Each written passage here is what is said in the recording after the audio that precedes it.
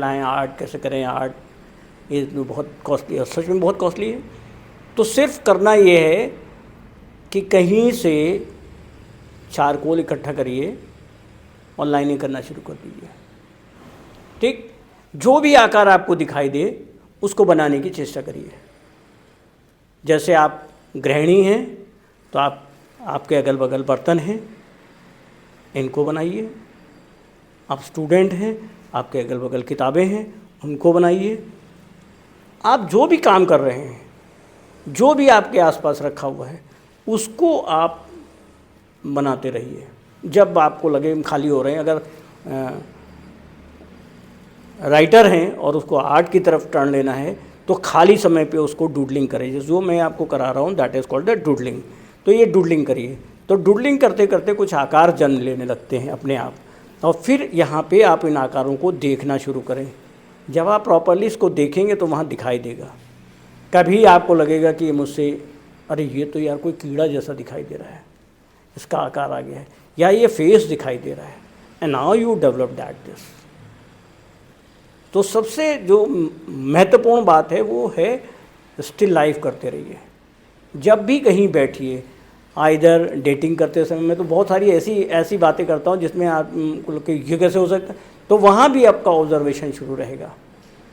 आप कैफेटेरिया जा रहे हैं तो वहाँ भी आपका ऑब्जर्वेशन शुरू रहेगा, क्योंकि बात कर रहे हैं ना, देख तो रहे हैं ना, तो देखते रहिए। कैफेटेरिया में आपको टिश्यू पेपर मिला है, उस पर आपने उठाया, आपको मन करा, आप नहीं पहने तो आपने हाथ से बना लिए, ऐसे कर लिया। खाली ज़मीन पे बैठे, एक लकड़ी उठाई, वहाँ आकार खींच दिया। तो जो आकार खींचने का जो सिलसिला शुरू होता है तो फिर धीमे धीमे वो पूर्ति की तरफ बढ़ता है। तो जब आप आकार बनते कैसे हैं आपसे, सिंक्रोनाइजेशन विद द ब्रेन, या आपके ब्रेन से वो सिंक्रोनाइज हो जाता है हाथ आपका, और जैसे जैसे वो मुड़ता है, जैसे जैसे उसकी आंखें मुड़ती हैं, वो बनता चला जाता है। इसी के लिए सारे टाइम जिसको प्रैक्टिस कहते हैं वो सिंक्रोनाइजेशन के लिए किया जाता है कि आपका हाथ सिंक्रोनाइज हो जाए।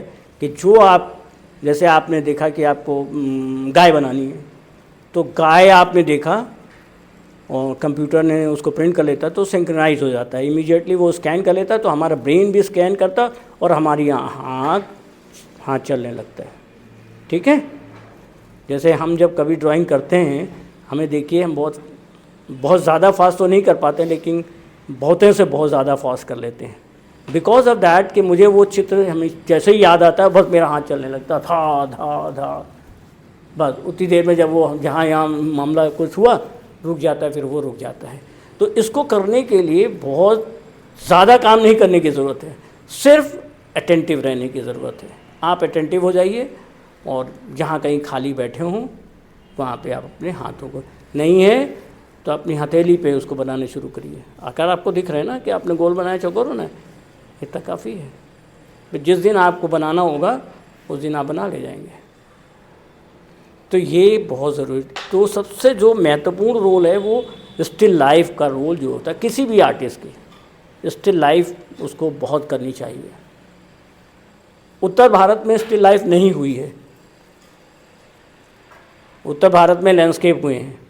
अगर हम पूरी वैसे स्टडी करें तो आप कहेंगे यहाँ पे कौन लैंडस्केप कर रहा था, तो उत्तर भारत का ये चलन ही नहीं रहा। यहाँ पे जितने भी पेंटर्स आए या लोग आए वो सब लैंडस्केप करते हुए नज़र आए। तो जो उनके स्टूडेंट थे वो सारे के सारे लैंडस्केपिंग वर्क करते रहे, चाहे ये हैं चाहे हम हैं, या इनका भी काम देखे तो लैंडस्केपिंग है, कहीं ना कहीं से वो लैंडस्केपिंग है ना।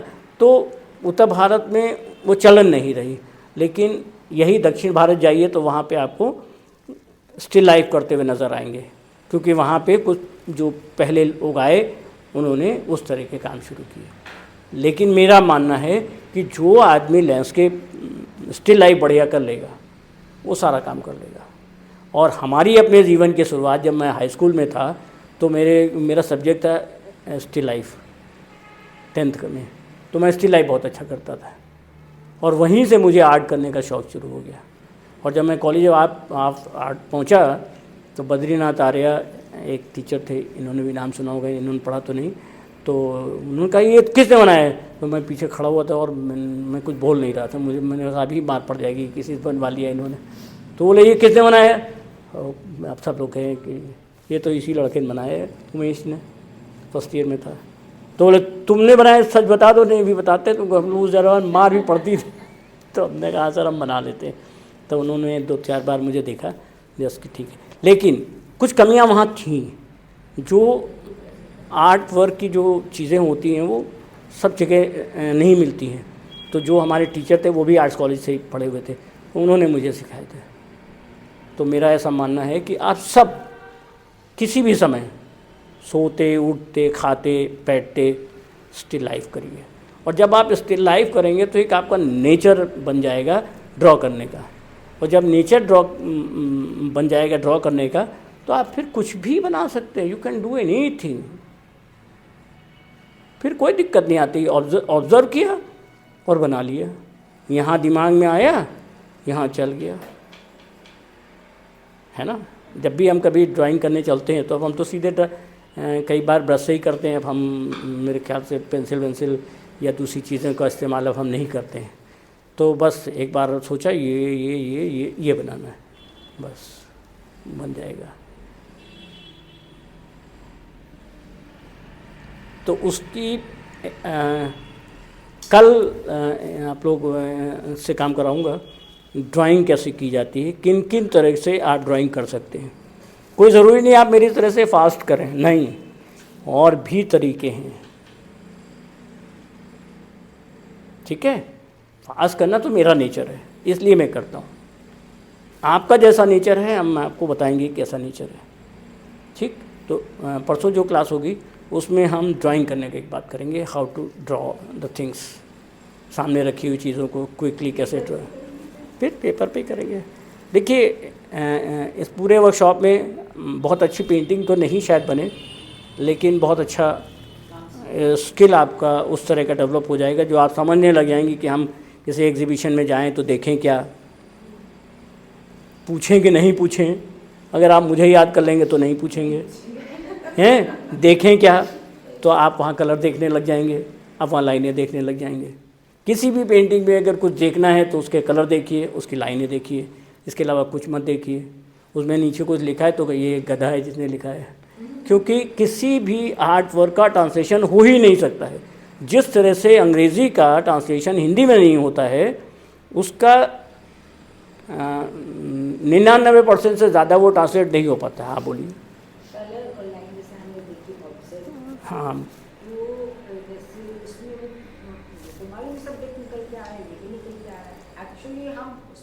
हम खुद देख क्या क्या हम अपने आप को दे पा रहे उसमें कलर से, कलर हमें क्या बोल रहा है। तो ये तो वही तो मैंने आपसे कहा कि ये आपकी संवेदना है। फॉर एग्ज़ाम्पल जैसे ये लाल रंग का कोई एक पेपर रेड है और वहाँ लगा हुआ है, ठीक, नहीं सिर्फ रेड मैं तो जो पहले कह रहा हूँ उसको सुनिए। तो जैसे रेड कलर का कोई कागज़ लगा हुआ है, ये गए 3 लोग गए वहाँ। अब 3 वहाँ रिएक्ट करते हैं। एक जो जिसका खून ज़्यादा गर्म होता है वो ज़्यादा तेज़ी से रिएक्ट करेगा, उसको रेड कलर ज़्यादा प्रभावित करेगा।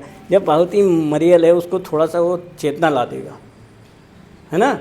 अब उसमें वो क्या ढूंढता है वो उसकी अपनी सोच है, वही असली रसास्वाद है जो आपके दिल उसको चाहिए, आत्मा को चाहिए, जो जिसके लिए आप आर्ट देखने गए हैं। आर्ट इसलिए नहीं देखने गए कि वहाँ पे एक कोई बेवकूफ़ आए और आपको हिस्ट्री उसकी समझाए और वो नहीं सुनने गए हैं, नहीं, गलत। आप वहाँ गए हैं रसास्वादन के लिए, ठीक है। कविताएं क्यों पढ़ते हैं आप? आनंद के लिए। म्यूज़िक हम सुनते हैं आनंद के लिए। किसके आनंद के लिए? आत्मा आनंद। खुद कुछ नहीं होता है, आत्मा होती है जिसके यहाँ से चलता है ब्रेन से और यहाँ तक आता है, उसके लिए करते हैं। किसी भी तरह की क्रियाकलाप हम जो करते हैं हमारी 5 ज्ञानेंद्रियाँ हैं उनके लिए करते हैं। त्वचा का इस्तेमाल जब हम करते हैं तो त्वचा एक ज्ञानेंद्रिय है, उसके माध्यम से हम अपने दिल तक आनंद को पहुंचाते हैं। कविता जब पढ़ते हैं तो शब्दों को जोड़ करके एक स्टोरी बनती है, और स्टोरी बनती है उसके माध्यम से हम यहाँ पे पहुँचाते हैं। ठीक, दिमाग से कुछ नहीं होता, दिमाग तो उन चीज़ों को कैलकुलेट करता है। ठीक, हम सीधे दिल में जाके उसका स्वाद लेते हैं। आप क्यों परेशान हैं ड्राइंग करने के लिए? क्योंकि आपको उसमें कुछ मिलने की संभावना है। हमारा मन अच्छा हो जाए, हमारा होना सार्थक हो जाए। और होना सार्थक तब होगा जब आपका you are fully satisfied in that, क्योंकि तब वो सेटिस्फेक्शन क्या है? सेटिस्फेक्शन आपका जो हृदय है वो पूरी तरह से प्रफुल्लित है, वही 100% सेटिस्फेक्शन है। ठीक है, जिसको आप तृप्ति कहते हैं। खाना खाते हैं, आप कहते हैं यार ज़रा सी चटनी मिल जाती तो क्या ही बात थी। तो वो ज़रा सी चटनी पेट नहीं भर रही होती, लेकिन वह आत्मा को तृप्ति पहुंचा देती। उसी तृप्ति के लिए हम सारे काम करते हैं, चाहे म्यूज़िक सुनते हैं, चाहे सुगंध सूंघते हैं, चाहे स्वाद लेते हैं, चाहे जो भी करते हैं। तो अगर हम चित्र देखने जाते हैं तो चित्र को तटस्थ होकर के देखिए पहले। आकार क्या है, रंग क्या है, रंग का म्यूज़िक क्या है, क्या दिखाई दे रहा है आपको, क्या रिएक्शन आ रहे हैं, बस उतना बहुत है। तो कहानी में मत उलझिए, क्योंकि कहानी किसी मसरफ़ की नहीं होती, सब मन गढ़ंत होती है। अगर हमसे आप बात करें, कहें कि आप इतना सब क्यों बोलते हैं, तो मैं कहता हूँ कि हमें इतनी बोलने की ज़रूरत इसलिए पड़ती है क्योंकि हम भी अगले आदमी को थोड़ा थोड़ा उसके पास लाना चाहते हैं। लेकिन आर्ट में ऐसा कुछ होता नहीं है। इसीलिए आप आर्ट की कोई बुक नहीं आपको मिलेंगी जिसमें लिखा हो कि ऐसे कर लो तो ये आ जाएगा, ऐसे कर लो तो ये आ जाएगा। लेकिन चूँकि हम चाहते हैं कि आप थोड़ा थोड़ा जान जाएं, इसलिए हम ऐसा बता देते हैं। ठीक है, इसीलिए कई बार लोग कहते हैं कि पेंटिंग का डिस्क्रिप्शन लिखना चाहिए, तो हम बोलते हैं वो पेंटिंग नहीं है, वो तो इलस्ट्रेशन है। अब अगर डिस्क्रिप्टिव है, जैसे रामायण में कोई चित्र लगा होता है, क्योंकि वो रामचंद्र जी का डिस्क्रिप्शन है तो वो वहाँ लगा हुआ है ना, तो वो तो इलस्ट्रेशन है, वो पेंटिंग तो है ही नहीं। पेंटिंग तो उसके ऊपर है। थोड़ा थोड़ा मिक्स कहाँ हो जाते हैं, जैसे आप भी मिक्स हो जाती हैं कि किसी भी भाषा का ट्रांसलेशन, उसका जो रूपांतर है वो रेखांकों में, वो इलस्ट्रेशन है। जैसे हमने कहा एक व्यक्ति धनुष और तीर से खेलता हुआ नज़र आ रहा है, तो क्या बनाएंगे? एक आदमी बनेगा, एक धनुष बनेगा, एक तीर बनेगा और खेल रहा है। ठीक, या वो किसी पे निशाना साधा तो वो बनेगा। तो ये उसका डिस्क्रिप्शन है, ये उसका पेंटिंग नहीं है। पेंटिंग इसके ऊपर है। अब इसके ऊपर क्या पेंटिंग है, वहाँ से बहुत सारी चीज़ें निकल के आएंगी। जब हम किसी दृश्य को देखते हैं तो वहाँ बहुत सारी चीज़ें ऑटोमेटिक निकल के आती हैं।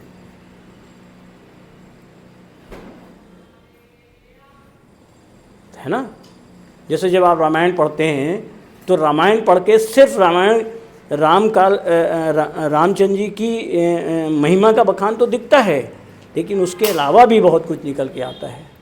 हर चौपाई से अलग कुछ निकल के आता है, जिसमें आपको लगता है कि कभी कभी आपके आंसू भी आ जाते हैं और कभी कभी आपको ज़ोर ज़ोर से रोने का दिल भी करने लगता है। तो ये उससे अलग बात है। आर्ट वो है, आर्ट वो नहीं है जो इमीडिएटली चीज़ों को बताने लग जाए, वो इलस्ट्रेशन है। तो हम कहाँ भटक जाते हैं? हम जा करके, हर आदमी आता है, हर आदमी ये कह देता है कि सर इसके नीचे कुछ लिखा होता है, ये गाय है और गाय के वाला चित्र है, इसके नीचे कुछ लिखा होता है तो हम समझ में आता है ये गाय क्यों बैठी है। अब गाय के भी भला बैठने का क्या उद्देश्य हो सकता है, इसमें क्या लिखा जाएगा?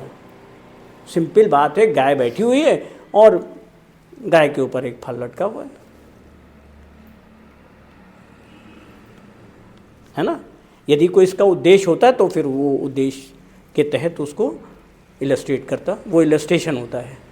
इसीलिए हम सब जितने भी आधे से ज़्यादा दर्शक होते हैं जो अपने आप को सो कॉल्ड पढ़ा लिखा कहते हैं, वो इलस्ट्रेशन देखना चाहते हैं।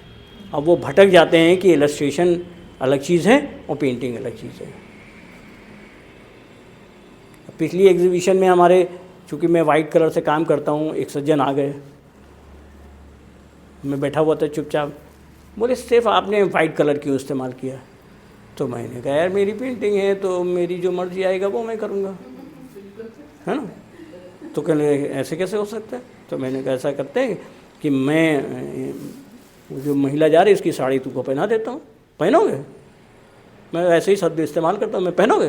बोले कैसे पहन लेंगे? तो फिर मैंने कहा कैसे इस्तेमाल कर लें, हमने वाइट से करा है। तो कहने लगे कोई वजह रही होगी। हमने कुछ वजह नहीं है, वजह सिंपल बात है कि मुझे लगता है कि कुछ चीज़ें आकार रुई से बनाई जा सकती हैं, रुई कपास से बनाए जा सकते हैं, या जब मैं फ्लाई करता हूँ तो वहाँ जो आकार, हाँ जब वहाँ वो आकार दिखते हैं तो मुझे लगता है कि यार ये आकार इस रूप में होते तो कितने अच्छे लगते हैं। आप समझ गए ना।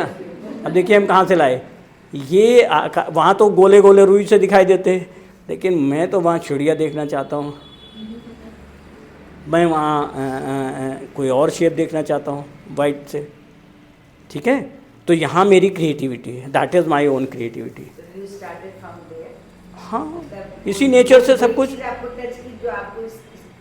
हाँ वो जो सॉफ्टनेस ऑफ वाइट है दैट आई वांट, लेकिन वो नहीं, वो तो इस दुनिया में कोई बाहर से ला ही नहीं सकता है। इन्होंने साइकोलॉजी पढ़ी, इनसे पूछे ये बताएंगे कि चेतन और चेतन मन का क्या खेल है ना। साइकोलॉजी में अवचेतन मन क्या कहता है? अवचेतन मन ये कहता है कि जब आपने कभी देखा होगा वही अवचेतन मन में होगा। जब तक आपने कुछ देखा नहीं है आप कभी कंसीव कर ही नहीं सकते किसी चीज़ को। जैसे हम कहते हैं हमने नया चीज़ बना दी, नया कुछ होता ही नहीं है। इसी आपने कभी कहीं ना कहीं उसको देखा ही है। अगर हम बात करें तो कहीं ना कहीं हमने देखा है, किस अवस्था में देखा ये मुझे पता नहीं है। कई बार आप डायरेक्ट देखे हुए चीज़ को बात कर लेते हैं, कभी होता है अवचेतन मन से देख लेते हैं और फिर वो चेतना में आ जाती। तो ये चीज़ें हैं ना, ये चीज़ होती है ना साइकोलॉजी में कि क्या अवचेतन क्या है। अवचेतन तो वो है जब आप चलते चले जाते हैं, आपने कभी सोचा ही नहीं, हमने देखा, और उसी की बात हम पहले दिन ही करते हैं कि नहीं 24/7 आँख खोल के चलिए। तो इतनी सी बात अगर ध्यान रखिए कि हर वक्त ड्रॉ करने की स्थिति में रहिए, कुछ भी बनाने की कोशिश करिए, और अच्छा बनेगा बुरा बनेगा इसको भूल जाइए। गिव एंड टेक का जो खेल है ना, इसको त्याग देना चाहिए किसी भी रचना धर्म के व्यक्ति को।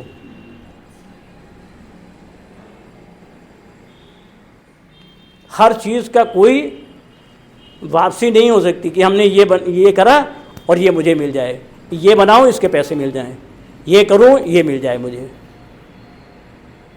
आज मैं कहता हूं कि मुझे पैसे नहीं चाहिए किसी चीज़ के, क्यों कहता हूं? क्योंकि धीमे धीमे हमने सोच देख लिया कि बिन मांगे मोती मिले, मांगे मिले न भीख। तो इसलिए मांगो तो बिल्कुल मत किसी चीज़ को, नेचर ही बना लो।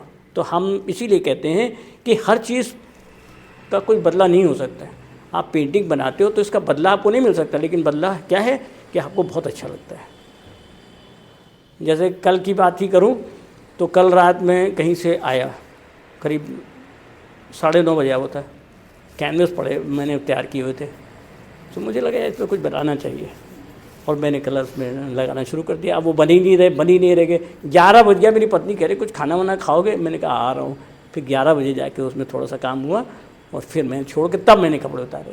तो कौन सा क्लियर हो गया? ठीक है, नहीं बस अब इसको छोड़ दो, अब यहाँ छोड़ दो, क्योंकि वो मेरा दिमाग था कि ये हाँ एक पॉइंट पे आ गया, इसको छोड़ दो, इसको कल करेंगे। तो ये होता है जब 24/7 आप उसमें जाओगे। और सिर्फ इसलिए कि दिमाग चालाक है कि ऐसे बनाने सिखाया था, ऐसे बना देते हैं, ये बना देते हैं। बहुत सारे लोग ऐसे करते हैं कि एक चीज़ सीख जाते हैं वही बनाते रहते हैं 24 घंटे, उसी टेक्निक को फॉलो करते हैं, वो गलत है। ठीक, तो ठीक है।